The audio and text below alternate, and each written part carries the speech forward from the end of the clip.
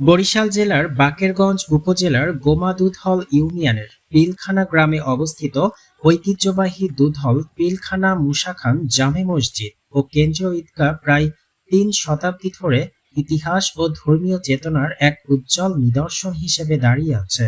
১৭২০ খ্রিস্টাব্দে প্রতিষ্ঠিত এই প্রাচীন মসজিদটি বড়মিয়া বাড়ি প্রধান সড়ক সংলগ্ন এলাকায় অবস্থিত।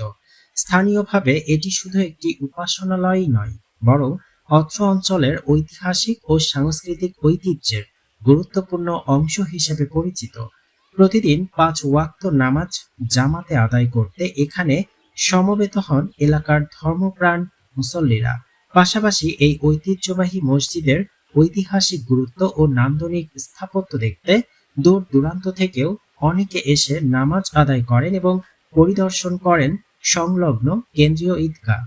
স্থানীয়দের মতে এই মসজিদ শুধু ইবাদতের স্থান নয়, এটি এলাকার অতীত ঐতিহ্য, ধর্মীয় চর্চা ও সামাজিক বন্ধনের প্রতীক। প্রজন্মের পর প্রজন্ম ধরে মসজিদটি ধর্মীয় অনুশাসন, ঐক্য ও আধ্যাত্মিকতার বার্তা ছড়িয়ে আসছে। ঐতিহাসিক গুরুত্ব বিবেচনায় সংশ্লিষ্ট কর্তৃপক্ষের যথাযথ সংরক্ষণ ও রক্ষণাবেক্ষণের উদ্যোগ গ্রহণ করা প্রয়োজন বলে মনে করছেন সচেতন মহল।